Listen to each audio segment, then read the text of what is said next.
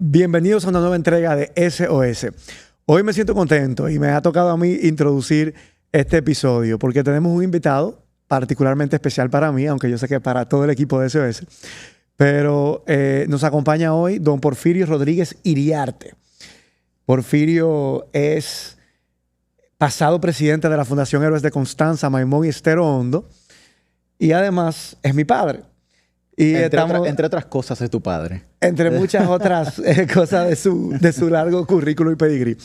Y lo hemos invitado para que nos comparta desde su experiencia bien personal y familiar para tener reflexiones sobre lo que significó la dictadura de Trujillo en nuestro país. Precisamente porque esta semana estamos conmemorando otro 30 de mayo, Día de la Libertad, que se conmemora el día en el que se le puso fin a 31 largos años de dictadura que inició en el año 1930 hasta el 30 de mayo de 1961. Y hemos invitado a don Porfirio a que comparta con nosotros que nació en el año 1952 en Venezuela de padres dominicanos, luchadores antitrujillistas y que habían tenido que salir del país porque se encontraban exiliados. Mis abuelos José Horacio, que yo llevo su nombre, y mi abuela Guillermina Iriarte. Papi, bienvenido. Muchas gracias. Muy contento de estar con ustedes aquí, muy honrado. Veo con mucha admiración cómo ustedes, a pesar de sus respectivas profesiones de abogados, se han dedicado a crear este espacio de reflexión y lo veo muy bien. Y hasta ahora, pues, creo y les auguro mucho éxito en ese esfuerzo. Como tú decías, esta es una semana ya que se cumplen el aniversario del ajusticiamiento a Trujillo. La historia, por más que esfuerzo que uno haga, siempre se simplifica y siempre termina a veces hasta banalizándose. Por ejemplo, uno dice el 30 de mayo, Día de la Libertad, final de la dictadura. Bueno, pero para los que no estuvieron vivos en esa época, no tienen claro que no, que la dictadura no se terminó el 30 de mayo. A Trujillo lo ajustician martes 30 de mayo y los Trujillos siguen gobernando hasta el 19 de noviembre. Y cuando matan a Trujillo, lo ajustician, el que estaba en el cargo era Balaguer. Balaguer era el presidente títere. Títere porque estaba bajo las órdenes de Trujillo y hacía lo que Trujillo le mandara hacer. Eso de presidente títere significa que él ganó unas elecciones, era constitucionalmente el presidente, tenía una oficina en el Palacio Nacional. ¿Cómo funcionaba eso? Bueno, las últimas elecciones, entre comillas, elecciones que se hicieron en esa etapa, fueron unas elecciones del año 58, porque es bueno resaltar que Trujillo hacía el mito, la apariencia de que aquí habían elecciones, desde que él, las mamotretos de elecciones del año 30, que supuestamente llevan a Trujillo al poder, y que yo digo mamotreto porque eso no fue una elección. ¿Cómo será que Trujillo va como en el partido, vamos a decir, pero él era el jefe del gobierno militarmente ya? Entonces, siendo jefe militar del país, el país estaba bajo el gobierno provisional del socio de Trujillo en la boleta, que era Estrella Ureña, que primero iba a ser el presidente y vice, y después Trujillo hace un enroque y se pone él de presidente y tal. Y estaban manejando el país después de que Horacio Vázquez tuvo que renunciar e irse. Pues entonces la otra candidato de oposición, que era Federico Velázquez para presidente, y Ángel Morales, que había sido embajador en Washington y tal, para vicepresidente, viendo cómo Trujillo con su ejército atropellaban en los intentos de campaña, así como cuando se hace campaña, lo que era la campaña de esa época, mataban a la gente y le tiraban la guardia arriba y tal, y ellos terminaron 2 semanas, algo así, antes de las elecciones renunciando porque no había condiciones. Pero no solo renuncia el candidato, estamos hablando del 30, me fui para atrás, en las elecciones entre comillas del 30, no solo renuncian los 2 candidatos principales de la oposición, sino que renuncian los jueces de la Junta después. Y entonces Trujillo hace que se nombre una nueva Junta. Y entonces el partido de oposición apelan a la Corte Suprema, que era en esa época, no había Junta Central Electoral como ahora, el tribunal, y la Corte Suprema anula ese nombramiento y Trujillo manda a la guardia y coge preso a los del tribunal y que no se para impedir la promulgación de esa sentencia. O sea que todo fue de facto en Todo ese fue tiempo. a la brava y a la machimberra. Y entonces así hacen esas elecciones y dan ganador obviamente a Trujillo, pero se había retirado la oposición. Y no obstante, habían como 20 partidos, porque habían partidos aliados con cada uno de esos dos. Incluso gente que tú no te hubieras imaginado, como Desiderio Arias, era de los que estaba aliado con Trujillo, queda senador en esas elecciones, y pocos meses después se alzan armas contra Trujillo y Trujillo el crimen de Desiderio Arias. Don Porfirio, perdón, ya que estamos en esa época, y justamente para que la gente se ponga en contexto, si tenemos desde el inicio de la República un gobierno civil, republicano, democrático no podemos decirlo, ¿verdad? ¿Cómo Trujillo, siendo militar, podía postularse a la presidencia de la República? ¿Qué habilitación había? ¿En qué contexto se da eso? Bueno, tú me haces una pregunta muy puntual que honestamente creo que no había una imposibilidad de que alguien que haya sido militar no pudiera ser candidato presidencial. Lo que no creo que tendría lógica es que siendo jefe del ejército sea también candidato presidencial, y él lo hizo. No sé si hizo el bulto de nombrar a alguien provisionalmente. O sea, que posiblemente ya él no era militar Sí. en el momento de su Mira, postulación. por eso te digo, entonces la historia termina contándose y la gente pierde la perspectiva de los detalles. Como acabamos, por ejemplo, José acaba de decir, y el 30 de mayo al final se acabó la dictadura. No, la dictadura duró unos meses largos más. A Trujillo la justicia en un 30 de mayo. Y Ramfi Trujillo, que estaba en París, mujeriando, porque es lo que era un playboy, cuando se entera, fleta un avión, tuvo la astucia o la asesoría de no venir por las líneas aéreas convencionales, y de hecho fue lo mejor que hizo, porque para él, y para desgracia de nosotros, ya los americanos habían dado órdenes de cogerlo preso en Nueva York, en Puerto Rico o en Miami, que eran las únicas 3 rutas de escala para llegar aquí. Y Ramfi fleta un avión de la Pan American, grande, un avión de pasajeros, y vuela nada más con 5 o 6 personas y aterriza en San Isidro. Y todavía en los testimonios, cuando él aterriza, le comentaba Rubirosa, el famoso Porfirio Rubirosa, andaba con él y otro. Bueno, aquí no sabemos si a la piano no hacen preso a todos, porque estaban todos esos militares allá abajo. No, Ramfi aterriza y todos esos militares se cuadran y lo saludan y él toma el mando. Pero Balaguer era el que estaba en el palacio como presidente títere. Volviendo a lo de Balaguer, que en el 58, aquí ese mamotreto de elecciones que hace Trujillo y que hacía cada 4 años, eligen a Negro Trujillo presidente y a Balaguer vice.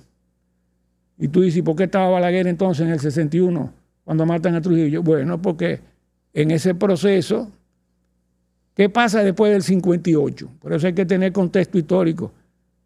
Viene un parteaguas en las cronologías latinoamericanas. En el 59, la revolución de Cuba y Fidel Castro. El 1 de enero. El 1 de enero del 59. Y comienza a cambiar el mapa político, o por lo menos las, digamos, correlaciones de fuerza y movimiento. Y en el 59 se organiza en Cuba con el apoyo de Venezuela, que había también habido un cambio de gobierno en el 58, y de Fidel Castro.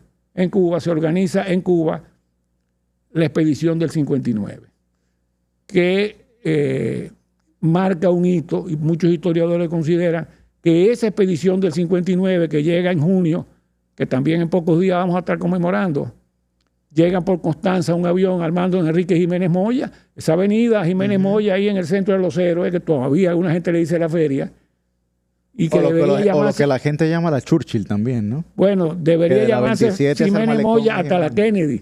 De la Bolívar para arriba es que es Churchill, una muestra de nuestro enanismo cultural y mental, porque eso fue Balaguer para lamber a los ingleses en un momento dado, que le ponen Winston Churchill. Winston Churchill fue un gendarme del Imperio Británico y para los británicos un héroe de la Segunda Guerra Mundial, pero para los pueblos del tercer mundo, de los que nosotros formamos parte, no tenemos que estarle poniendo avenida de que Winston Churchill, que no hizo nada por este país y que además era un colonialista expreso. En la India y en todos esos pueblos de África, Inglaterra dejó una impronta de abuso y de robos y de saqueo que todavía hoy está dando lugar a muchas críticas. Pero eso es algo característico, don Porfirio, de la cultura dominicana, porque no solamente la Churchill, la Lincoln, la George Washington, La Kennedy. la Kennedy, La es decir, Tiradentes. la Tiradentes es de Brasil y Tiradentes, digamos, era un libertador brasileiro, pero ciertamente, como dice Fran, o sea, tenemos ese enanismo que usted muy bien señala, que parece cultural de la República Dominicana, es característico de nosotros. Así es. Y en otros países también. Ahí estaba leyendo en estos días que en África le están quitando nombres, que si la Charles de Gaulle. Bueno, aquí está la países Charles de esos, Gaulle de también, que de esos héroes o de esas figuras importantes de las potencias coloniales. Le han tardado décadas en comenzar a sacudirse de esa herencia vamos a decir vulgarmente, del lambonismo cultural. Pero déjame decirte que uno de los primeros que se manifestó en ese plan fue Trujillo. Cuando se amplió la avenida del puerto, en aquella época era la avenida Colombina, en memoria de Colombia. La Colombina era la avenida, entonces le pusieron que, cuando esa gran avenida, que era la gran novedad urbanística, cuando la van a inaugurar, ¿qué nombre buscan? En tiempos de Trujillo, en los finales de los 30, qué sé yo, avenida George Washington.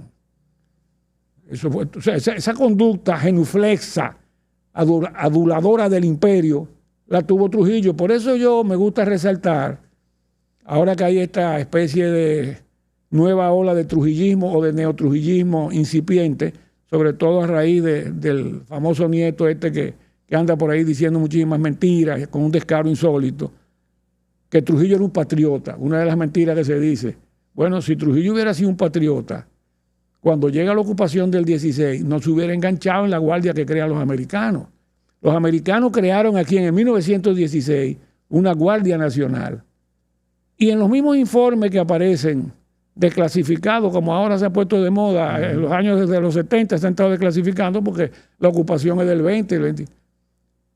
Ellos informan que les daba trabajo reclutar para suboficiales, porque reclutar guardia raso y tal es relativamente más fácil, pero para suboficiales primero tenían que saber leer y escribir. Y en esa época, en el 16, 17, 18, la inmensa mayoría del país eran analfabetas.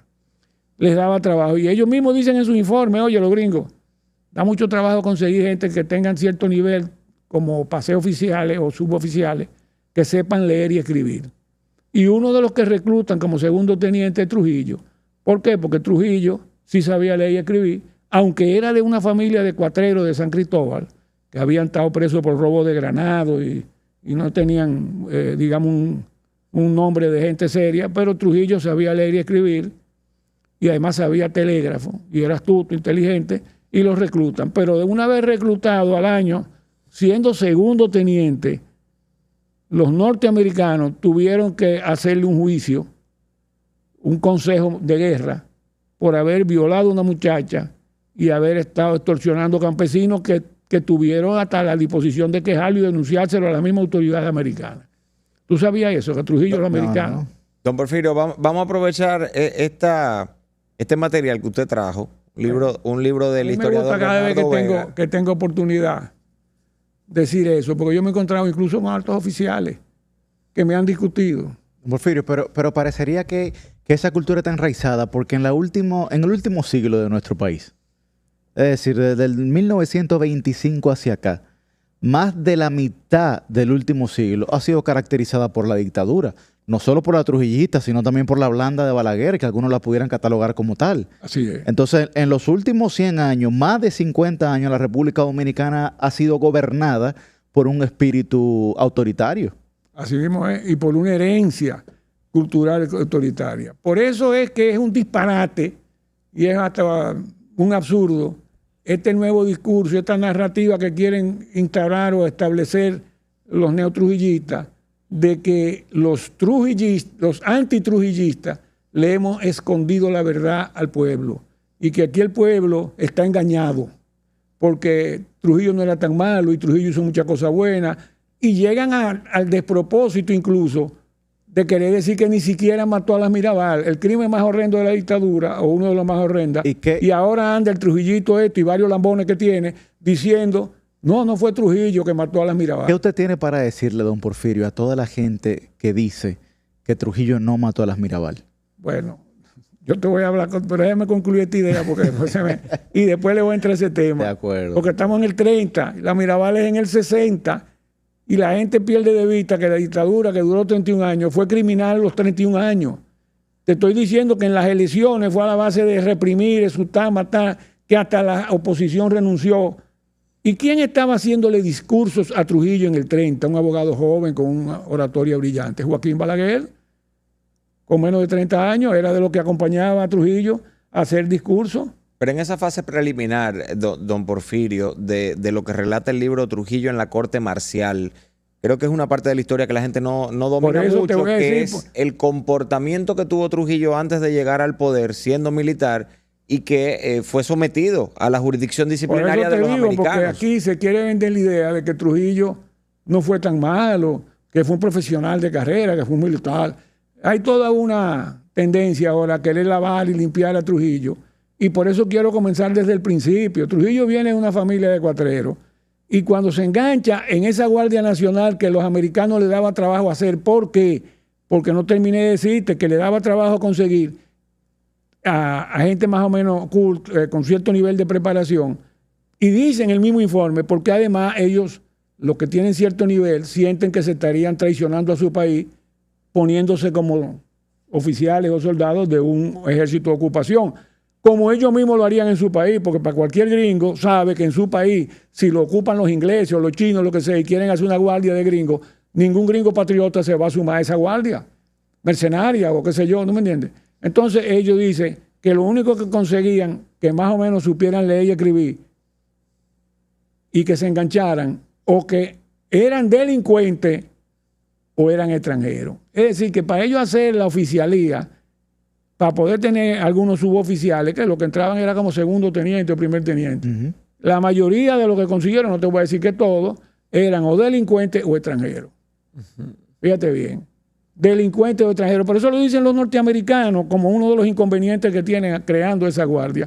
Porque los que tenían fibra patriótica, amor a su país, entendían que era traicionar a su país, engancharse en una guardia que están haciendo los norteamericanos que no tienen pisado, ponerse bajo las órdenes de las botas de un ejército de ocupación militar que nos estaba humillando.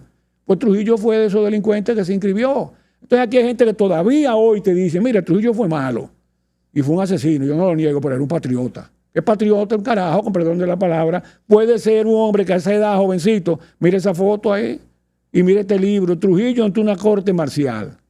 Esto lo escribió Bernardo Vega.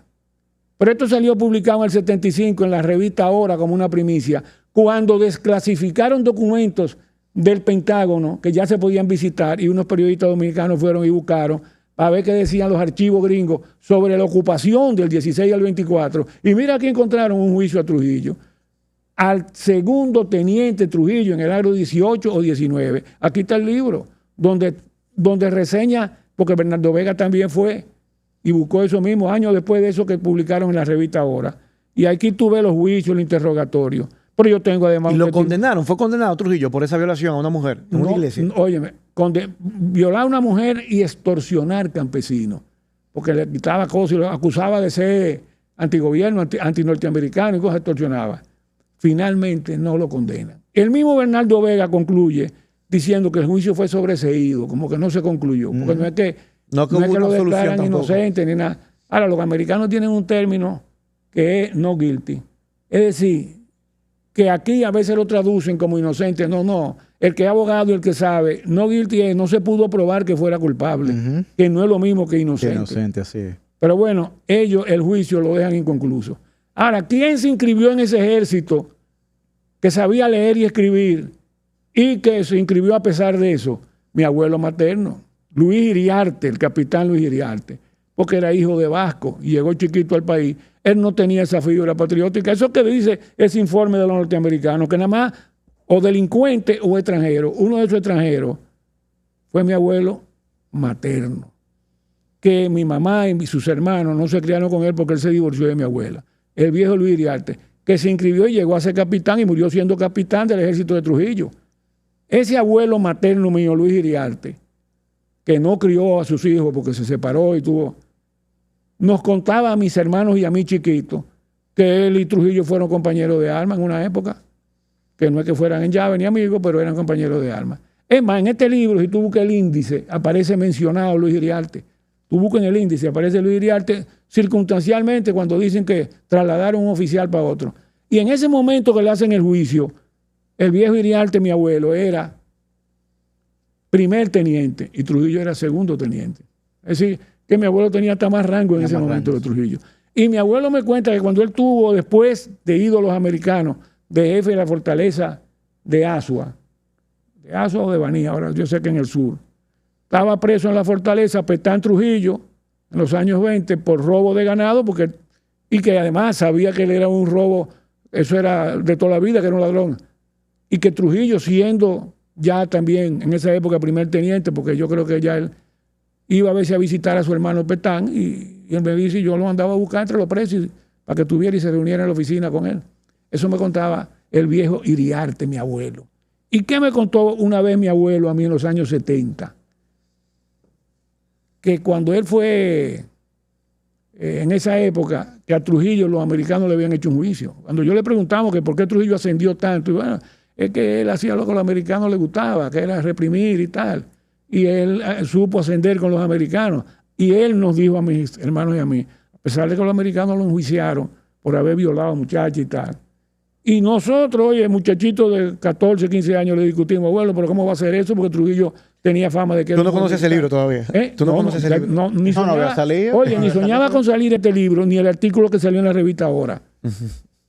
Por eso después, cuando años después sale la revista Ahora, dijimos, oye, pero lo que decía el viejo Iriarte es verdad. Trujillo violó a una muchacha en una iglesia. Mira aquí, la revista Ahora sacó no uno, dos portadas. Como al mes sacó otra portada porque habían ubicado a la muchacha que había violado a Trujillo en el este, que fue en Bánica, la iglesia de Bánica o San Pedro de Macorís, y la habían encontrado en Barahona, ya vieja. Foto de ella, una señora vieja que dice que sí, que se pasó los 30 años preocupada de que Trujillo quisiera vengarse o lo que sea. Entonces, ¿a dónde voy? Mi abuelo, cuando dice eso, le dijimos nosotros, pero abuelo, si él estuvo un juicio, ¿por qué no lo condenaron? Y mira que eso no lo cuenta Bernardo Boba. Eso no lo dice Bernardo. Esto te lo voy a decir yo a ustedes como primicia, porque nunca lo había dicho en un programa de televisión. Mi abuelo me dice, no, lo que pasa es que Trujillo tenía una hermana que tenía negocio de prostíbulo, como decían en esa época, una Celestina, que le llevaba prostituta, o como decían en los tiempos de aquí, cuero de cortina. No, pero no, es que te estoy diciendo que, ¿entiendes? Uno ha vivido, ustedes entienden. Él le llevaba cuero de cortina, prostituta, a los altos oficiales. Los altos oficiales norteamericanos, estaban bajo el ejército dominado. Como se ve en tantas películas, sí, cuando los militares están en misión en el extranjero, que en sus días libres van a compartir en los cabarets. Y hay lambones que le llevan también mujeres, porque aquí siempre ha habido eso. Entonces, él dice que esa hermana de Trujillo conocía a los altos oficiales. Qué bueno destacar, señores, aquí este país fue ocupado durante 8 años y el ejército norteamericano aquí nunca tuvo un general. El más alto rango que hubo aquí fue coronel. Es decir, para los norteamericanos este era un paísito tan insignificante que no ameritaba tener un general al mando de esto y manejando el país como gobierno.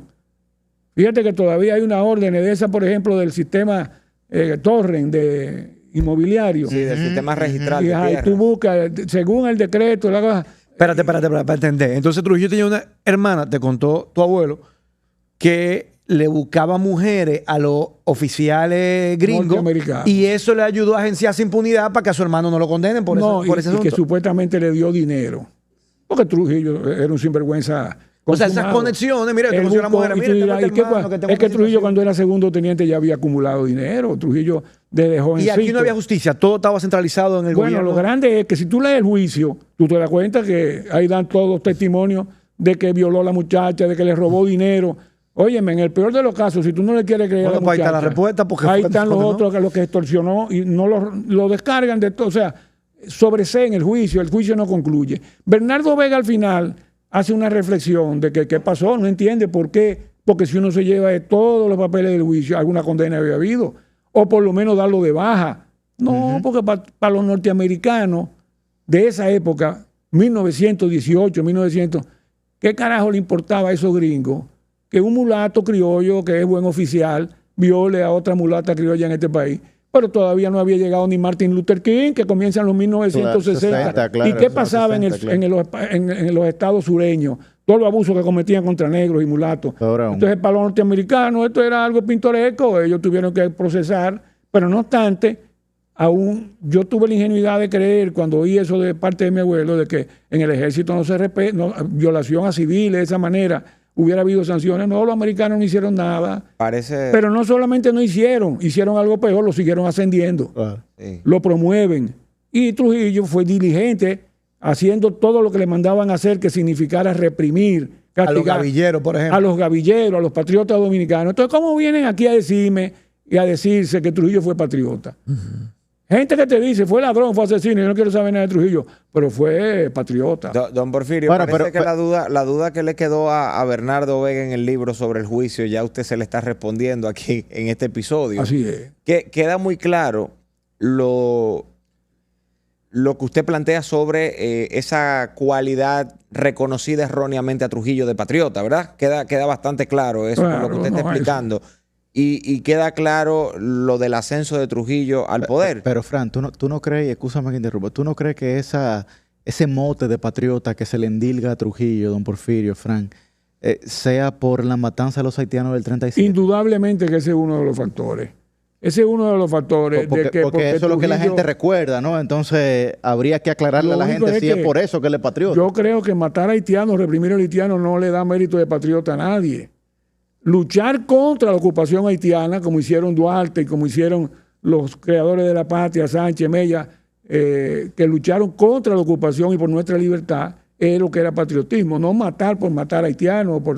Quien hizo una matanza por matar fue Trujillo, pero además, después de que hizo la matanza, restableció el tráfico humano y comenzó a traer haitianos como esclavos.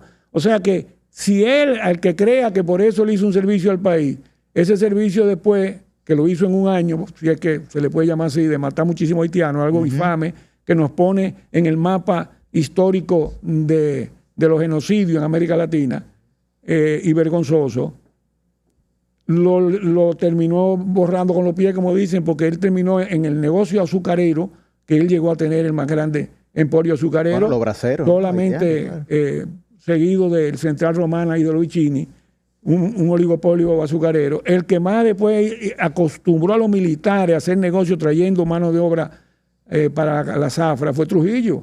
Trujillo después se pasó décadas trayendo mano de obra haitiana en la medida que crecía la industria azucarera.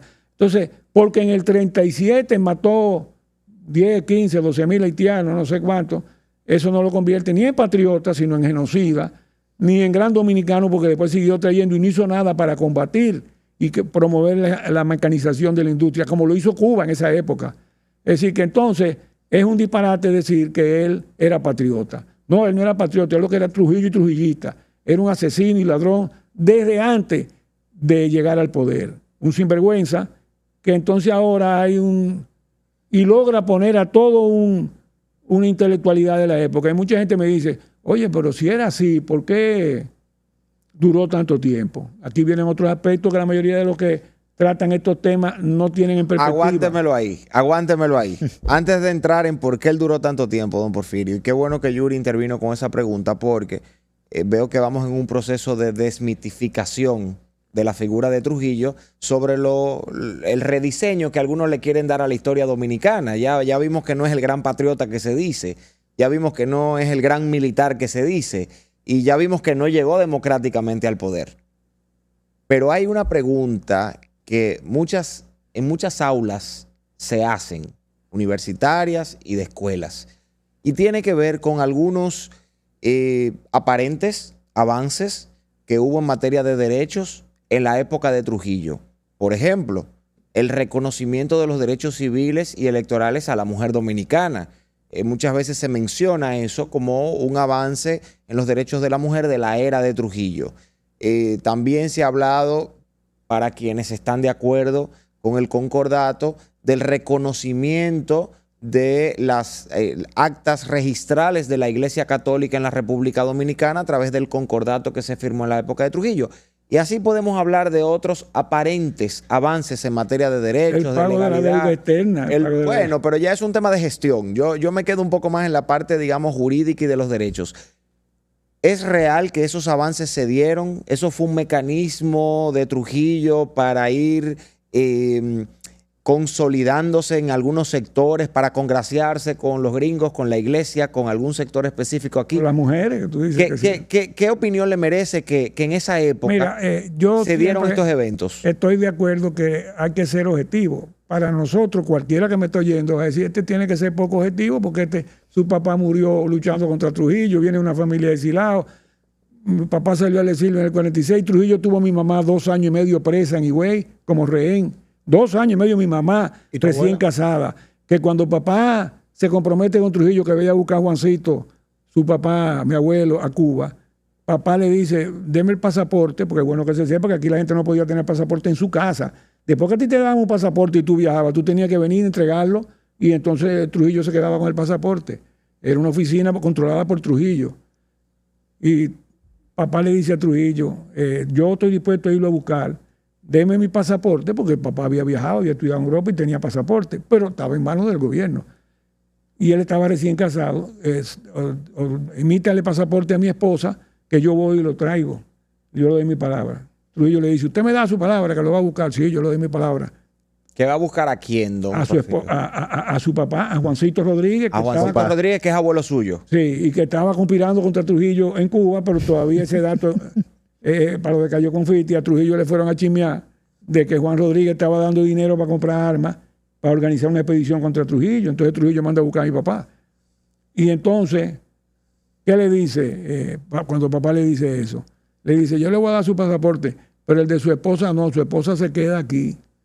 Y cuando papá va a Cuba, que se entera que ya han comprado más de 1000 fusiles y que están las cosas, porque no había comunicación ni WhatsApp en esa época. Y papá se sorprende y le dice entonces a Juancito que él va a regresar porque su mujer, y Juancito le dice, si tú vas, te va a tener de rehén.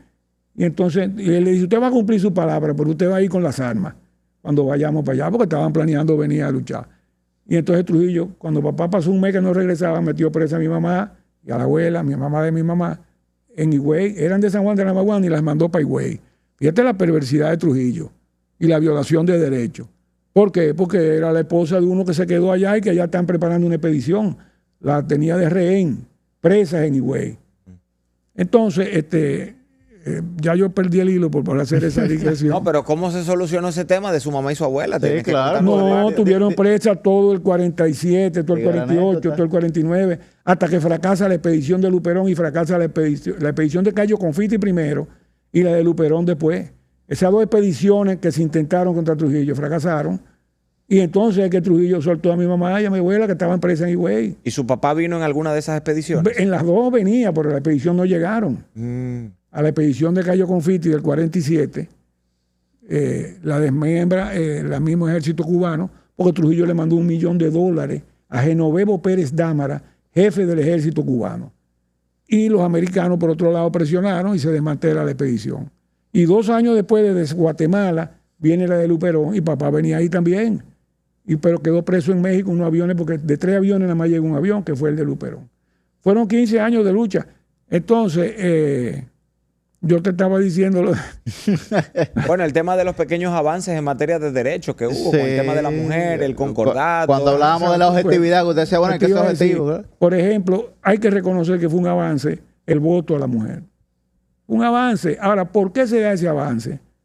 Bueno, una de las capitalizadoras de ese avance, que aquí la quieren poner como una heroína, era la hermana de un asesino del este, Félix W. Bernardino, Minerva Bernardino. Ironía de la historia, se llama Minerva, igual que la heroína Minerva Mirabal. ¿Y quién era Minerva Bernardino? Fue funcionaria en Nueva York, pero era una trujillita militante y además calié, delataba y le mandaba informes a Trujillo sobre las actividades de los antitrujillistas. Una calié que es la que en Nueva York y tal vez, y le aconseja a Trujillo. ¿Y por qué Trujillo hace eso? Porque es que el poder de voto y de las elecciones era tan total que era irrelevante que las mujeres votaran o no. Aquí él hacía elecciones cada 4 años, como yo decía. Yo le decía en estos días en un programa O sea, que él quería que las mujeres votaran, pero que votaran por él. Pero para sacar más votos, como que era el único claro. partido. O sea, es que él tenía Nada más había un solo partido aquí. Y él tenía un control tan grande que para él eso era como irrelevante, pero si los hombres que pueden ser más valientes teóricamente o más dispuestos a enfrentarse, me lo tengo a todo bajo control, ¿qué pueden hacer las mujeres? Que no sea lo que le manden a hacer los maridos. Para Trujillo, las elecciones eran un mamotreto que él hacía cada 4 años y se decidía quién va, a quién pongo. Porque a diferencia de Franco, que fue un dictador terrible en España, o el mismo Hitler, esa gente cuando decidieron ser dictadores, disiparon los congresos, anularon los congresos. Aquí no. Trujillo, que es uno de los daños más grandes que decía yo en un programa de estos días, donde esta niña Colombina Alcántara, yo le decía, mira, el peor daño que Trujillo le ha hecho a este país fue el daño institucional. Un daño peor que todos los muertos. Que aquí cada 4 años se hiciera elecciones y se hiciera toda esa charlatanería simulada. Que aquí hubiera Congreso, Cámara de Diputados, Cámara de Senadores, Poder Judicial, pero todo era bajo la voluntad de Trujillo y donde todo el mundo tenía que servir, informar y caliesear. Ustedes no tienen idea del grado de control que era eso. Era peor tener eso que no tener nada. Era peor tener eso que no tener nada. Porque hubiera sido mejor no tener nada y que aquí se organizara la cosa. Que todo fuera de frente. Pero Trujillo, para hacer el bulto de que aquí había democracia y para frente a los americanos, hacía elecciones cada 4 años, incluso hubo años en los que él no fue el candidato y ni fue presidente. Por eso es que vino el término. Nació, tú puedes decir, corrompida la democracia aquí. Entonces, porque copiamos unos modelos de institucionalidad democrática, pero tan desde el origen, desde la raíz corrompido, que es mucho más difícil en el camino enderezarlo. Sí mismo es. Y eso es lo que yo entiendo que tú dices, el peor daño que le hizo Trujillo a la democracia. Por encima incluso de los muertos. Y falseó la institucionalidad del Estado. No solo con las instituciones fundamentales de una democracia, el Congreso, Poder Judicial, sino incluso con otras instituciones, Banco Central y tal. En algunos aspectos funcionaban bien. Hay que reconocer que Trujillo era disciplinado, era organizado, no toleraba desorden en el aspecto administrativo. Trujillo, hay gente que tenía luces y sombras, es verdad. Todo gobierno y toda gestión tiene luces y sombras. Bueno, como cualquier ser humano, ¿no? No, y como cualquier periodo político o histórico, hubo sus luces, hubo sus sombras. Yo siempre he dicho mucho que sí, pero la de Trujillo fue una noche larga y oscura, más que sombra. Pero hubo algunos aspectos. Además, estamos hablando de un periodo de expansión económica en todo el continente. Por ejemplo, que pagó la deuda externa en el 47. En el 47 ya tenía 17 años controlando el país. Pero Haití al lado pagó la deuda externa ese mismo año o el anterior. Y Guatemala también. Él hizo algo que estaba acorde con la época y por eso te digo que el que no tiene un conocimiento integral de la historia, los 5 años de la Segunda Guerra Mundial favorecieron la balanza de pago, no solo de República Dominicana, sino de todos estos países caribeños. ¿Por qué? Porque toda la concentración económica estaba en la guerra, entonces llegaban pocos productos importados, bajaron las importaciones, pero mejoraron los precios de los productos de exportación, el azúcar, el café, el cacao. Entonces hubo una balanza de pago por primera vez por un periodo de 6, 7 años, con un saldo positivo que permitió acumular dólares, porque la moneda que circulaba era el dólar. Entonces había, por decirlo de alguna manera, un cierto superávit, un balance de dólares, que hizo más fácil poder entonces pagar la deuda externa, pero además era de las condiciones que pone el imperio después de los acuerdos de Bretton Woods en el 44. Entonces todo eso que fue el resultado de una coyuntura geopolítica, económica y financiera internacional, se pintó en ese momento como un logro extraordinario de su sabio y divino gestor de la República, nuestro insuperable caudillo Trujillo y tal. No, hombre, no. Haití pagó la deuda externa también. Entonces, ¿fue malo pagarla? No, fue bueno que la pagara, pero no hagamos de eso como que... tú me entiendes, además, si te pones a ver mucho tardó, porque usted 17 años mandando el país, controlando todo, no había oposición. Cualquier gobierno en 4 años... No, además tú dices, bueno, ¿y por qué? Porque es que esas son políticas financieras tuteladas por el imperio. Eso no es como que él puede hacer lo que le da la gana. Fue después de los acuerdos de Bretton Woods y lo hicieron varios países. Y así pasa con muchas de esas cosas. Ahora, Trujillo ciertamente era hábil, astuto. Tenía una gran habilidad en ver para qué servía cada quien. Él sabía para qué servía cada quien y lo usaba para eso. El que servía para matar, lo ponía para matar. El que no servía para... había sagacidad en tenía una sagacidad extraordinaria. Don Porfirio. Era diligente, trabajador. Trujillo madrugaba. Ya él se levantaba a las 4:30 de la mañana. Alguna disciplina tuvo que haberle quedado de la milicia, ¿verdad? Exacto. Era disciplinado extremo. Eso no lo puede negar nadie. Una de las cosas que hacía disciplinadamente era casi 1 hora, 1:30 todos los días, de 6 de la mañana a 7. Cuando todo el mundo todavía está en su casa, ya él estaba leyendo todos los informes y los chismes y los caliesajes que le llegaban. A él le llegaban todos los días, todos los reportes desde Baní, desde Azua, desde Dajabón, desde el Este, de las cosas más insignificantes. Fulano de tal, en una fiesta que estaban ahí, dijo abajo Trujillo. Y ya ese individuo llevaba un control, le llevaba un récord al país entero. Ten en cuenta que este era un país de 1 millón y pico de habitantes, cuando, ¿tú me entiendes? No es como ahora. Es una práctica que medio se continuó después, don Porfirio. Sí, hay organismos de seguridad. Todavía, son informes diarios y semanales. Eso se condenó todavía, don Porfirio. Hay restaurantes ahora con micrófono y cosas. Pero hay unos departamentos, pero Trujillo no delegaba mucho en eso. Él se fajaba a organizar. Le dedicaba todos los días del mundo 1 hora, 1:30 a ver todos los chismes y toda la cosa. Don Porfirio, ahora la pregunta que le hacía anteriormente. ¿Qué le puede decir, ya de un tono mucho más personal? Usted ha hecho un recuento histórico extraordinario de lo que es o de lo que fue el trujillismo, ¿no? Y de cómo hay mucha gente que reivindica algo que no conoce. Pero, ¿cuál sería la respuesta suya a la gente que dice que Trujillo no mató a las hermanas Mirabal? Sí, bueno, que no pendiente el tema. Yo he dicho muchas veces, mira, primero, que eso es un soberano disparate.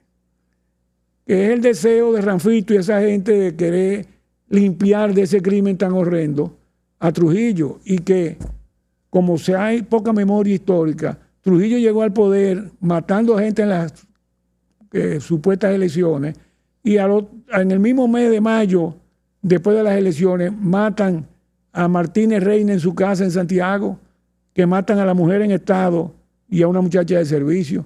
Y Balaguer, en sus memorias, que escribe ya en los años 80, 50, 60 años después, incluso 30 años después de muerto Trujillo, Balaguer dice, cuando él, que se pasó esos meses de la campaña electoral del 30 haciendo el discurso a Trujillo, Balaguer dice, caímos en cuenta que estábamos en manos de un mandamás de agallas no comunes.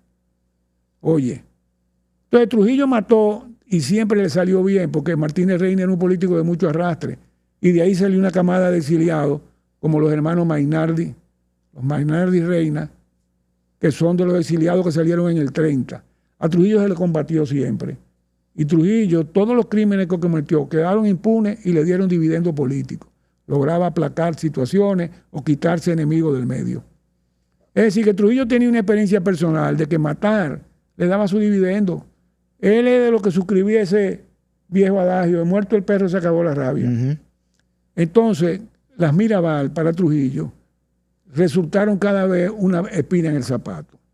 Entre los que argumentan ese disparate de que no fue Trujillo que mandó a matar a la hermana Mirabal, este Ranfito, para darle sustentación, dice, esos fueron los Inver, Amiama y Pupo Román, 3 de los que estaban en el complot para matar a Trujillo, combinados con la CIA, por órdenes de la CIA. Primero, la CIA no tenía ni por qué, ni bajo ningún concepto, dar esa orden. Que dicho sea de paso, ese que están diciendo que con los documentos que se desclasificaron, yo vi a este Ranfi Trujillo decir, eso prueba lo que yo tengo tiempo diciendo, que en los documentos, que fue la CIA que mandó a matar, que fue a la CIA a matar a Mirabal, a Trujillo, para hacerle daño a Trujillo. Bueno, está diciendo descaradamente una mentira. Les voy a mandar a ustedes un video de un muchacho que estudió toda esa cosa y dice que se fajó a buscar todo lo que desclasificó la CIA.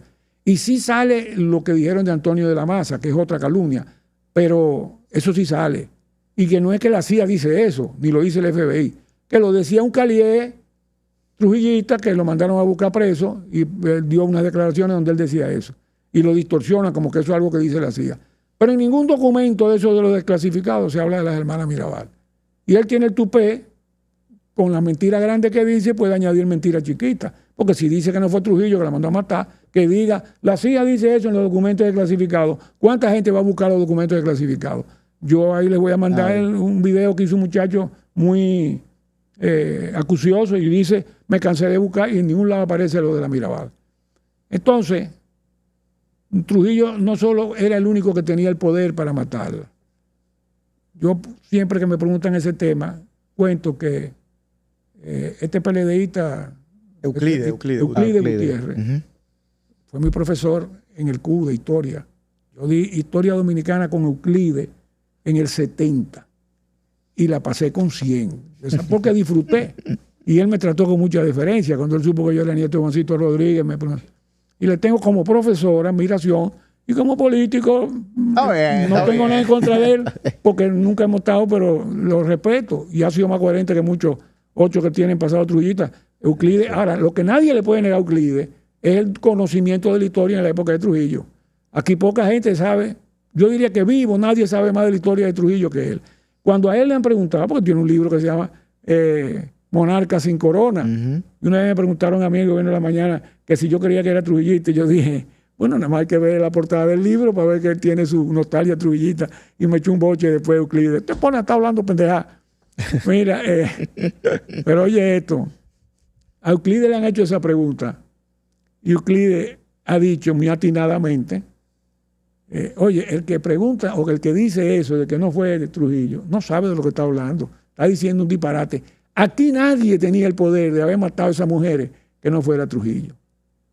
Primero había que movilizar a los presos porque iban a visitar, hubo que preparar todo un crimen. A los presos los mandaron a Puerto Plata. A Puerto Plata para que fueran a visitar allá y entonces hacer el acecho y tal. Y yo le añado a lo que dice Euclides, que no solo le dio trabajo, o sea, que Trujillo era el único que podía hacerlo, pero que hasta Trujillo le dio trabajo. ¿Por qué? Porque Trujillo tuvo que ordenar ese crimen 3 veces. Cuando lo ordena primero, manda al que estaba de jefe del CIN, Candito Torres, a Santiago, al jefe del CIN del Santiago de la Operación Norte, con la orden, fíjense que esas no son órdenes que se dan por memorándum, hoy de fulano de tal, proceda, esa cosa no, ¿tú me entiendes? Cara a cara. Eso son cara a cara y con mucho secretismo. Y ningún otro oficial puede estar oyendo lo que tú vas. Tú vienes con orden del jefe al otro a decirle, mira, va a matarte a 3 mujeres, y ahí no puede estar nadie oyendo. Pero, ¿qué le dice Candito Torres? Mira, el jefe mandó que hay que matar a estas mujeres. Que la orden, dicho sea cierto, no eran las 3 hermanas, era a Minerva y a María Teresa, que eran las 2 activistas. Y precisamente los esposos de Minerva y María Teresa eran los que habían sido trasladados a la cárcel en Puerto Plata. Yo no sé si el otro tuvo un tiempo, pero ese era el objetivo. Y tú sabes, ahí viene el tema de lo que dicen que eso no fue Trujillo. ¿En qué momento ocurre eso? En octubre del 60. ¿Y qué ha pasado en octubre del 60? Vuelvo y te digo, hay que tener contexto histórico. En octubre del 60, el que estaba en el palacio no era Negro Trujillo, el que había sido elegido en las mamotretas elecciones del 58. En el 58 se elige, eso que se hacía aquí, mamotretos de elecciones, a Negro Trujillo presidente, o lo reeligen porque estaba de presidente, y a Balaguer de vicepresidente. Negro y Balaguer. ¿Qué pasa en el 58? ¿Qué pasó en el 59? La expedición de junio, que es lo que se llama el principio, el hecho que sacude el país, y es lo que podríamos llamar el principio del fin de la dictadura. ¿Por qué? Porque generó una conciencia y una resistencia. ¿Y qué pasa en enero del 60, 6 meses después de la expedición? Que Trujillo descubre que en el país han creado una organización que ha tomado el nombre de la fecha de la expedición, Movimiento Clandestino 14 de junio, liderado por la Mirabal, Manolo Tavares y una playa de jóvenes, incluso donde hay hijos de funcionarios de su gobierno, que están organizando el país para hacerle resistencia a Trujillo. Se aloca y mete preso a muchísima gente y tortura. ¿Y qué pasa también en el 60? Las cárceles se llenan de jóvenes. Que la iglesia presos. se voltea. Y entonces la iglesia, por primera vez, tú que hablabas, que me salté lo del concordato, la iglesia fue cómplice de toda esa vagabundería de Trujillo y le aprobaba todas sus cosas porque Trujillo le daba mucho cuarto y le hacía y le complacía en muchas cosas. Trujillo era hábil manejando a la iglesia. Pero ya la iglesia en el 60 no pudo hacerse de la vista gorda al nivel de...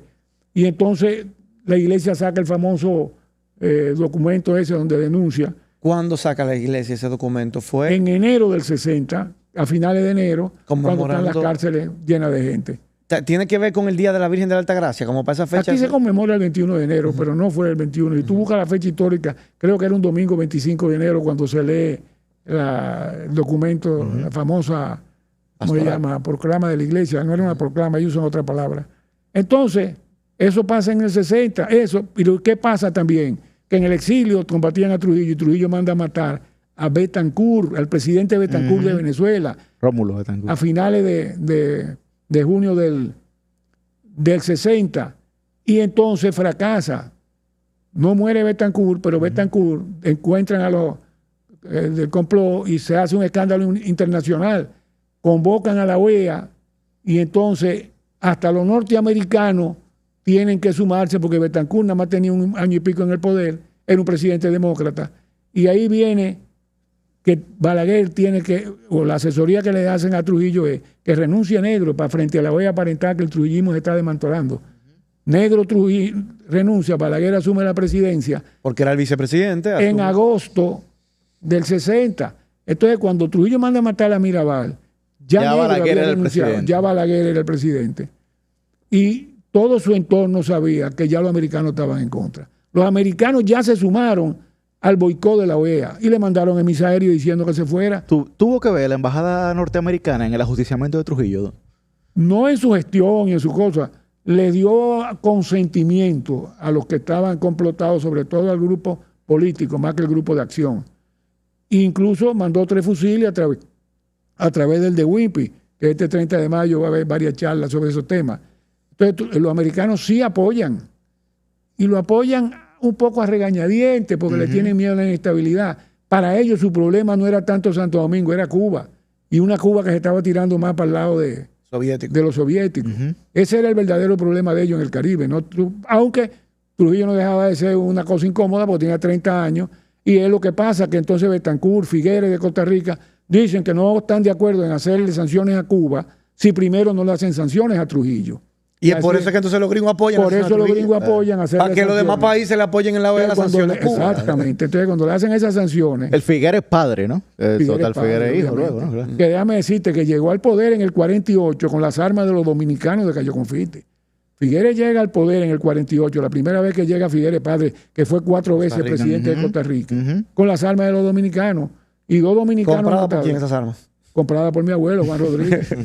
y tú sabes, 2 dominicanos, el general Miguel Ángel Ramírez Alcántara y Horacio Orne, que era el comandante de Luperón, participaron en esa guerra del 48 en Costa Rica. Pero bueno, entonces, ¿qué pasa?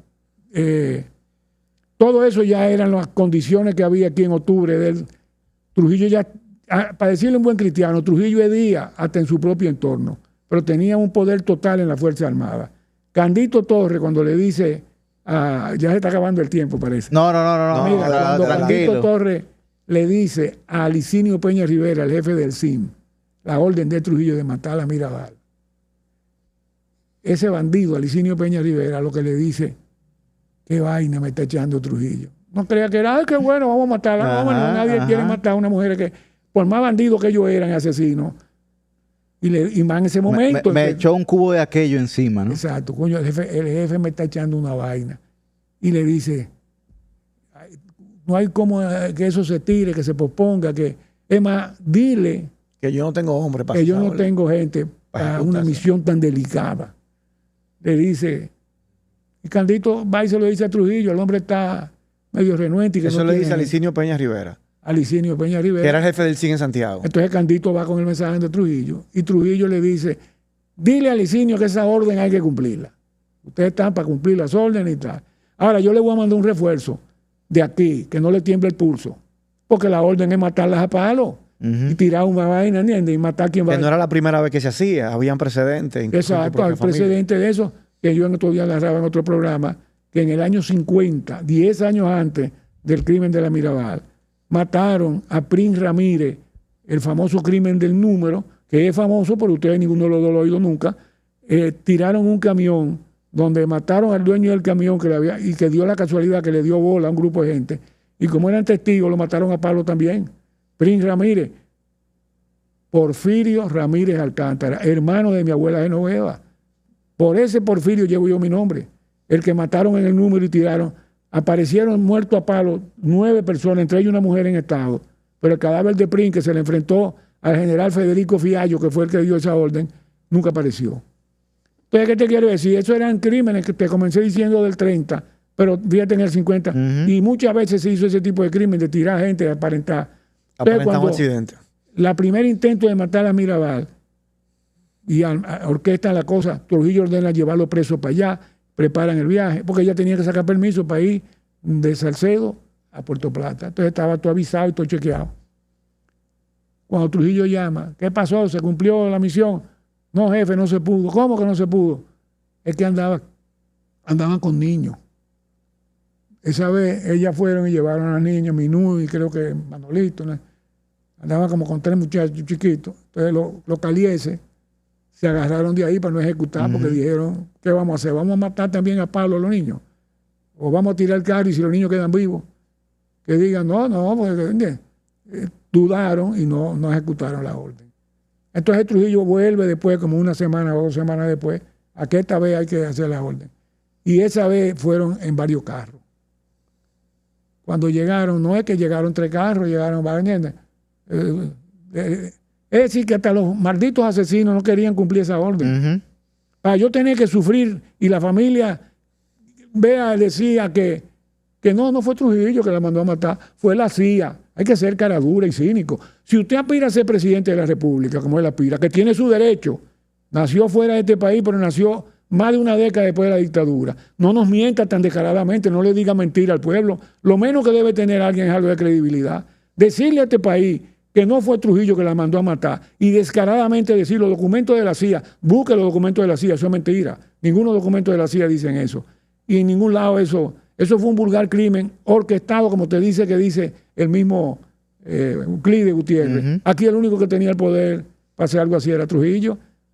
Pero mucha gente te dice, entonces ellos dicen, oye, qué disparate. La CIA planeó hacer algo para desestabilizar el gobierno y crear una condición de animosidad que entonces se tirara a la gente a la calle y tal. Eso es un disparate soberano, porque si lo que hicieron, vamos a darle visos como ejercicio de imaginación, que eso fue una gente para echarle vaina a Trujillo. Entonces cuando las matan el 25 de noviembre del 60, en todo mes de noviembre, en todo el mes de diciembre, en todo el mes de enero del 61, Trujillo no investiga quiénes mandaron a matar a esa mujer y quién y por qué la mataron. Disparate. Trujillo llega gobernando hasta el 61, hasta mayo que lo matan. Entonces iban a matar a esas 3 mujeres no por orden de él, sino para echarle vaina. Además, si era para echarle vaina, no había que simular un accidente. Claro. Si lo que queremos es un rebú, vamos a matar a esa mujer y dejarla muerta en la carretera y que parezca que fuera guardia o algo. No, fue un crimen típico como que lo hacía, simulado y escondido. Claro. ¿Entiendes? Además, se hizo un juicio. Es quizá el único crimen de la dictadura que se ventiló en un juicio oral público y contradictorio, donde los autores materiales que ejecutaron la orden fueron condenados y apresados y nunca cumplieron su condena. En el juicio nunca lo negaron de manera enfática. Ellos todos se excusaban, era diciendo que estaban cumpliendo órdenes. ¿Entiendes? Entonces, eso fue un crimen ventilado, conocido, que no tiene nada de misterio. Fue Trujillo que dio ese crimen, que lo ordenó hacer y que cometió esa barbaridad y después durante 6 meses siguió gobernando sin que eso tuviera ninguna consecuencia. Pero mira algo que sí tuvo de consecuencia, que no lo dicen estos charlatanes. Mira, Trujillo ordena a Balaguer que le dé Balaguer, que era el presidente de títere, y el que le daba órdenes a Trujillo, que hiciera un decreto para darle la casa de Patria Mirabal en Salcedo a Alicinio Peña Rivera, el jefe del CIN que dirigió la operación. Pero ven acá. Entonces, no fue Trujillo que la mandó a matar y él no investiga quién hicieron esa barbaridad, pero la casa de una de las muertas ordena que se la den a Alicinio Peña Rivera. ¿Tú te das cuenta? Increíble. Uno de los todavía asesinos. habiendo hecho esa barbaridad, hay gente que te dice, no, esos fueron enemigos de Trujillo, coordinados con la CIA, para crear un elemento desestabilizador. Desestabilizador fue la expedición de junio del 59. Desestabilizador fue el movimiento 14 de junio. Desestabilizador fue el atentado que Trujillo le hizo a Betancourt, que fue, si tú me preguntas a mí, el efecto o el factor de más peso en la caída de Trujillo. Tengo que admitir que probablemente el de mayor peso geopolítico fue el atentado a Betancourt, producto de un error de juicio de él. No, porque Trujillo no. Porque a matar siempre le funcionaba. Porque él lo manda a matar porque siempre sabe. Y se creyó que podía matar hasta a un presidente de otro país. Probablemente sentía que lo malo no fue que le mandara a matar, fue que quedó vivo. Mira, papá. Y entonces ordena matar a las Mirabal. ¿Por qué? Porque la resistencia interna, y acuérdense que él tenía información de todo el mundo, de los calieses, de los guardias, de la gente, de los empleados de tribunales, Minerva Mirabal iba a los juicios que le hacían a los miembros del 14 de junio, porque le hacían un juicio de traición a la patria, de desorden. Y ellas iban y cantaban el himno. Minerva dirigiendo a la gente en los tribunales. Y hay una anécdota que yo de esas que se me quedan grabadas, que alguien le dijo a Trujillo, jefe, esa mujer ahí, y usted ha dado órdenes de que mientras tengan los juicios, que hay muchos periodistas internacionales y tal, no hagamos nada. Pero esa mujer enchincha a la gente ahí. Y esa mujer tiene un carisma, como que hizo así, y de que Trujillo le echó un boche. Entonces tú también te taques, y yo creo como que le molestó que le dijeran esa Don Porfirio, usted con 8 o 9 años en esa época, ya estamos hablando del 60, del 61, ¿verdad? ¿Usted recuerda algo usted? Aparte de lo que ha leído, de lo que le ha contado a la familia, ¿usted retiene algo, algún episodio que lo lleve a pensar en cuando mataron a Trujillo, cuando pasó eso? Cuando mataron a Trujillo, nosotros estábamos viviendo en Barquisimeto. En Venezuela. Y en exilio, familia. Y ¿En nosotros, Barquisimeto vivían ustedes? Sí, bueno, sí, porque acuérdate que estábamos en Caracas, pero papá se va a la expedición y es de los organizadores. Eso es, que ustedes tenían una conexión muy profunda con la tema. La gente no sabe lo que aquí se luchó. La expedición de junio del 59 reclutó gente que habían salido exiliados en el 30, como los hermanos Mainardi Reina, después que matan a Martínez Reina en el 30. Reclutó gente como Jiménez Grullón, que habían salido exiliados en el 34, un atentado a Trujillo. A Trujillo le combatió siempre. Y me queda la idea que yo dije, yo mismo la asumí, que por qué duró tanto. Señores, Trujillo llega al poder con el parque militar, con las armas y con la bendición del ejército de Estados Unidos después de 8 años de dominación. Este país, antes de la ocupación norteamericana y 8 años después de la ocupación norteamericana, cambió cualitativamente su estructura política, psicológica y militar. Este era un país que de cualquiera que un gobierno no gustaba, se alzaban en armas. Por eso era lo que llamaban la época de las montoneras. Aquí fulano se alzó en armas, que fue lo que, creyendo que todavía ese país existía, intentó Desiderio Arias y lo matan en Mao, intentó Cipriano Bencombe, otro cacique, pero que cuando intentaron, ellos hablaron con mi papá, con mi abuelo Juancito y con su hermano Doroteo, para que se sumara. Y le dijo Doroteo, que era político, había sido senador de Moca, le dijo, Cipriano, aquí los americanos nos dejaron sin armas a todo el mundo, sistemáticamente, y le dejaron parque moderno de armas que trajeron los americanos a Trujillo. Aquí no hay cómo combatir a este hombre. Trujillo dio un salto cualitativo y cuantitativo en el control militar. Establecieron telégrafos, carreteras. Es decir, el país cambió. Entonces, el país que quería sacudirse a Trujillo tenía una inercia mental, operativa, funcional, de la década de los tiempos de Lilí y de Moncáceres, y que hubo revolución del 12, revolución del 14. Esto era otro país. Y no lo entendían los viejos, porque el que tenía en el año 30, 60 o 50 años, se había criado en la época de anterior. Entonces este país quedó bajo un control total de un ejército sin precedente, centralizado, y Trujillo era diligente y perverso.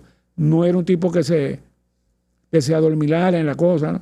Él incluso dijo, por ejemplo, en el caso de la expedición del 59, que a él no le iba a pasar como Batista.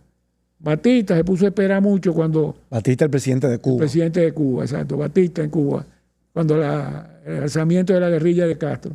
Y al final Castro, en 2 años tumbaron el gobierno. Y un detalle curioso, Batista sale huyendo en un avión y aterriza aquí donde Trujillo. Cuando triunfa la Revolución Cubana con Fidel a la cabeza. Triunfa, exacto, con Fidel, en el 59. Y Trujillo decía, a mí no me va a pasar como Batista. Cuando llegó la expedición, movilizó todo el país, aviones, tanques, guerra, y la aviación, y le cayó. O sea, ¿por qué? Porque Trujillo era diligente para defender, y para él, ¿no me entiendes? Y no tenía, mandó a bombardear, mató campesinos, quemó aldeas, hizo de todo lo que le dio la gana. Llegó a la barbaridad de que no le entregaban los muertos ni a los soldados, como para que no se supiera cuántos soldados habían muerto al principio. A la familia de los soldados. La familia de los soldados. Aquí la gente no sabe lo perverso que era ese hombre. Mira, papá, tenemos que ir cerrando. Francisco te hacía una pregunta de tu memoria. Tú naciste en una familia de dominicanos exiliados por razones políticas que tuvieron que huir del país para preservar su integridad física, claro, su libertad personal, incluso quizás su vida. Entonces tú naces en Venezuela. ¿Y cuál es tu recuerdo ya más personal de todo este proceso cuando tú llegas por primera vez al país. Porque si bien tú eres hijo de padres dominicanos, pero tú no conocías la República Dominicana, ¿cuáles son esos primeros recuerdos de tú llegar al país que tú tienes? Bueno, te decía que en el 61, después de que ajustician a Trujillo, la familia pues comenzó a organizar el regreso. Mi mamá viuda con sus 3 hijos. Quizá el primer recuerdo así que tú estás quizás refiriéndote cuando aterrizaron ahí en Caucedo y bajamos del avión. Era en aquella época que había que bajar la escalinata del avión, que no es como ahora que los aviones, tú entras a un túnel, una cosa. Y mi abuela, Genoveva Ramírez Alcántara, hermana de Prince Ramírez, que había salido al exilio en el 50 después que le mataron a su hermano, se abajó y besó la tierra. Regresaba después de 12 años, haber perdido a su hermano, otro hermano que le mataron en Cuba. Entonces, y me impresionó el gentío que estaba esperando los que llegaban en ese avión, porque llegaba mucha gente del exilio. Claro. Y la cantidad de familiares que aparecieron. Vengan a conocer a esta tía, vengan a conocer a estos primos. Gente, y el clamor, y digamos, la efervescencia que había en todo el país de que había acabado la tiranía y que ya estaban regresando los exiliados. ¿Usted lo entendió después? Eso lo entendimos con los años. Después comenzamos y uno se fue empapando de toda esa historia. ¿Usted da cuenta? Don Porfirio, entonces no debería ser la conmemoración del ajusticiamiento de Trujillo. Debería ser la fiesta nacional de la democracia luego del ajusticiamiento de Trujillo, el 30 de mayo de cada año. Bueno, nosotros conmemoramos el 14 de junio porque fue una expedición que murieron 192 hombres. En el caso del 30 de mayo, los héroes, casi todos los mataron, sobre todo los del grupo de acción. Claro. Entonces, yo creo que sí, hay una celebración que está más que todo emblemáticamente representada en el merengue de mataron a Chivo en la carretera, pero le aclaraba que eso es en 31 de mayo y todavía tuvieron que ocurrir 6 largos meses, o 6, desde mayo hasta el 19 de noviembre, en que Ramfi Trujillo, porque bajo la presión de la OEA, todos esos meses estamos con un bloqueo económico, y vino una comisión de la OEA, porque Balaguer, haciendo de presidente títere, quería decir como que, y ya sobre todo después de muerto Trujillo, que ya se había acabado el trujillismo, ya había muerto Trujillo, pero estaban todavía negros y petán en el país. Y entonces Balaguer, intentando que quiten la presión, logra que venga una misión de la OEA a ver con sus propios ojos y en presencia si es verdad que ha terminado la dictadura. Y es anecdótico que la comisión visitaba sitios, clubes, lugares donde había gente que decía que pedían todos que se levanten las sanciones, que ya el trujillismo se acabó. Pero hay uno que cuenta que, de eso de la comisión, entre las anécdotas que cuenta, que cuando fue al baño se le acercó uno que estaba sentado en la directiva donde pidieron eso, y en el baño le dice, no hagan caso, no levanten las sanciones. Si ustedes levantan las sanciones, se quedan los Trujillos. No la levanten hasta que se salgan de aquí Negro y Petán y Ramfi, esos Trujillos que tienen que ir. Y entonces el jefe de la misión, no era el jefe oficial, pero era el delegado de Kennedy. Sí. Fue y decidió ir a hablar con Ramfi. Porque se habían reunido con Balaguer y tal, pero Ramfi estaba como jefe militar de todo el país. Y le dice a Ramfi, se sincera con Ramfi, que el mensaje que él le va a dar a Kennedy, dado lo que han observado, es que usted y sus tíos tienen que irse para nosotros levantar las sanciones. Y Ramfi, con una actitud que hay que reconocerla que fue sensata, le dice, mire, si esa es la posición de la OEA, ustedes van a llevar este país a un baño de sangre. Y yo no me propongo a eso, yo estoy dispuesto a irme. Ahora, yo estoy dispuesto a irme pero yo no puedo dar palabra por mis tíos. Porque los tíos negros que han sido presidentes y que los otros son mis tíos, ellos hacen, ¿entiendes? Pero yo me voy. Y así es que Ramfi entonces decide irse. Pero antes de irse, ordena que los 5 o 6 que quedan todavía vivos del complot, Modesto Díaz, Huáscar Tejada, Roberto Pastoriza, Pedro Livio Cedeño, ahora se me escapa el nombre de alguno de los que me falta ahí, están presos todavía en La Victoria, que le estaban haciendo un juicio por el crimen o el ajusticiamiento de Trujillo.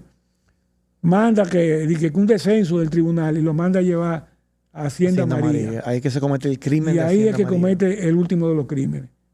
Entonces Ramfi en persona con varias gente matan a esos que quedaban del 30 de mayo, que ahora se conmemoran con esa efeméride 2 días. El día del ajusticiamiento, el 30 de mayo, pero también el 18 de noviembre, en que Ramfi mata a los que quedaban vivos. Entre ellos, Modesto Díaz, que era el jefe del grupo político. Modesto Díaz, hermano de Juan Tomás Díaz. Modesto Díaz había sido presidente del Partido Dominicano y era un líder político nacional. Yo, desde que conocí esa historia y me empapé, estaba convencido de que cuando Ramfi, porque me enteré que Ramfi le hizo una carta al presidente Balaguer diciendo que renunciaba y que se iba. Yo estoy convencido de que Balaguer le dijo a Ramfi: si usted se va, no me deje ese problema. Que no le deje vivo ahí. Resuélvalo antes de irse. Pensando sobre todo en Modesto Díaz. Porque Balaguer, que era el más agudo de todos los políticos de esa época y de la época posteriores también, ¿qué veía en el escenario?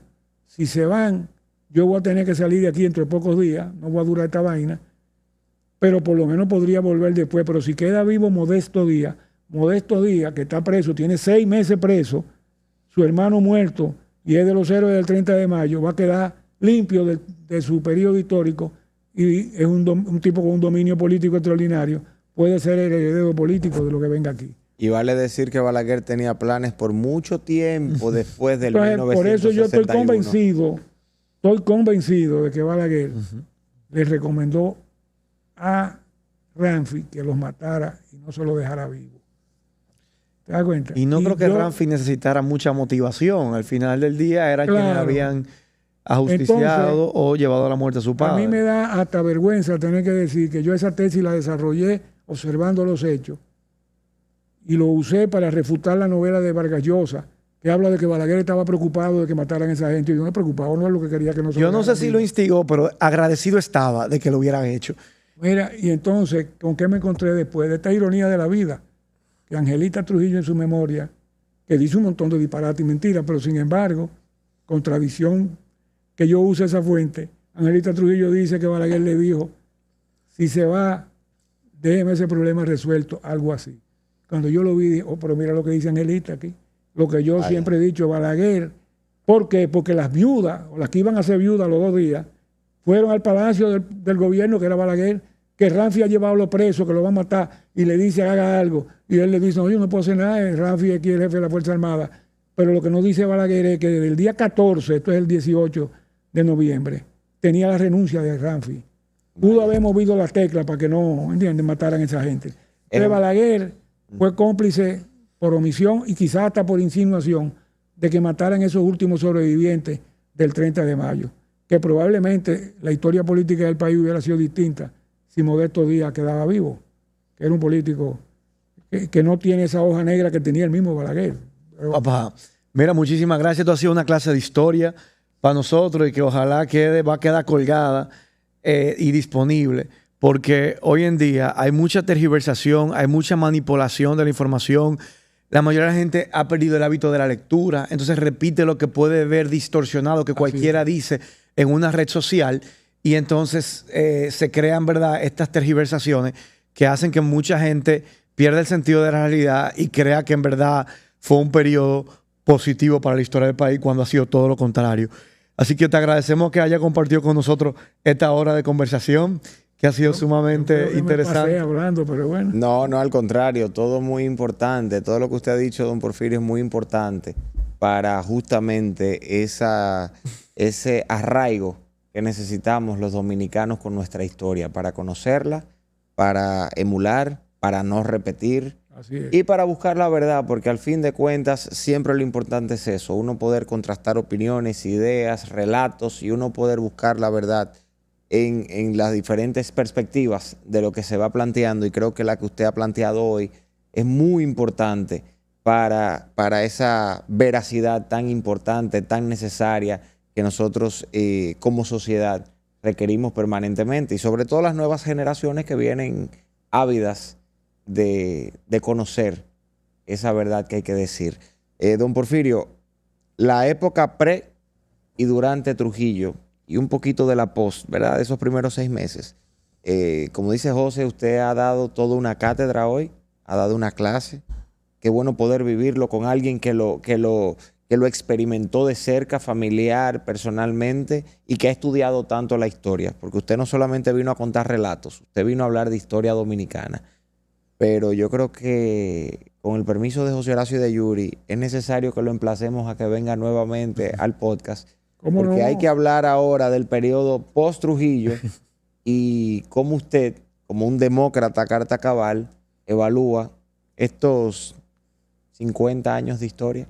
¿Le parece? Cómo no, con mucho gusto. Bueno, muchísimas gracias por estar aquí con nosotros.